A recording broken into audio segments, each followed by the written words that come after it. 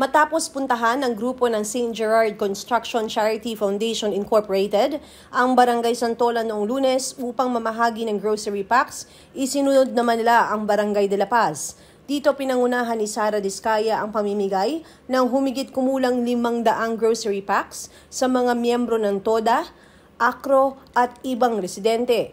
Ipinahayag ni Ate Sara at former Vice Mayor Iyo Caruncio Bernardo ang kanilang mga plano para sa Pasig. Naghatid tayo ng grocery packs as per request din ng barangay nila. Yan ang plano namin if ever pala rin tayo. Smart City ang nasa plan namin. Siyempre, contractor kami. So, yun yung na-foresee namin para sa Pasig. Ginawa na yata sa Santa Lucia yun nung wala ako, as well as kahapon sa Buting.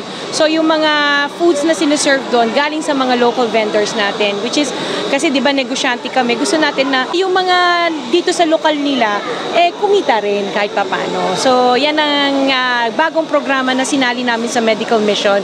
Bukod pa sa mga ibang services na sinali natin like the lab on wheels, yung x-ray, tsaka yung ECG. Yan. Sa medical missions natin, meron tayong lab on wheels. So, nandun na pag-check ng dugo. Kung may mga request galing sa mga doctors nyo for the laboratory, meron na tayong pinoprovide yan dun sa mga medical missions natin. Kasama na rin yung libreng x-ray, tsaka libreng ECG. So, if ever gusto nyo magpa-check up, follow kayo sa page namin para alam nyo kung saan lugar kami.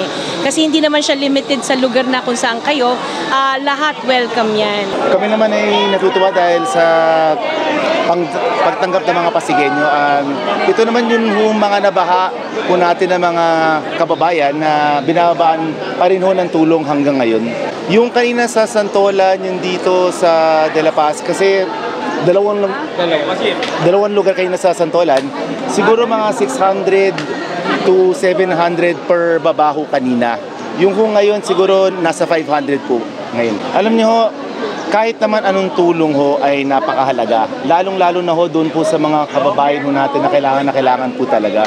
Kaya nga ang pangarap lang naman ho natin pong lahat ay talagang makatulong at maiangat po ang antas ng pamumuhay po ng lahat ng mga Pasigueño. Yun ho kanina kasi meron ho kasing mga hindi po na nakapag-request. Tulad sa Doroteo Extension, pati ho yun hong mga iba pa hong mga apektado mga grupo. Dito sa De La Paz, nandyan ng ACRO, nandyan ng iba't ibang samahan pa ho natin. Tapos yung pong kanina ho ay ang ating pong mga pinagmamalaki mga TODA naman po. Ang ating pong nanabigyan ng konting tulong ho. Alam niyo ho, ako'y palaging natutuwa kapag meron ho talagang tumutulong sa mga tiga-Pasig. Kaya nga ako rin ay nagpapasalamat kay Miss Sara dahil lahat ho ng blessings ho nila ay binabalik ho nila sa mga Pasigueño. Ang palagi kong sasabihin ay kahit ano ay dapat talaga ay ginagawa para ho makatulong sa mga Pasigueño. Kahit umulan, uminit ka, kahit anong weatherman yun, basta makatulong sa mga Pasigueño. Samantalang nagpasalamat si Kapitan Acaw Romualdez at ang mga benepisyaryo sa walang humpay na tulong ng grupo sa kanila. Ako'y nagpapasalamat sa St. Gerard Construction Charity Foundation sa pagbibigay ng konting biyaya sa aming mga kasama rito. Ang mga nabigyan po ngayong araw na ito ay yung mga ating sektor ng tricycle sa pamamasada at saka siyempre yung mga iba na sa simbahan. Yung iba naman po yung mga ACRO, yung mga kasamahan sa ACRO. At muli, lagi naman po welcome naman po sa Barangay de la Paz ang lahat ng gustong tumulong po sa amin, no? Lahat ng gusto magbigay ng biyaya po sa amin, welcome na welcome po. Kaya ako'y nagpapasalamat na merong St. Gerard na laging tumutulong sa aming barangay.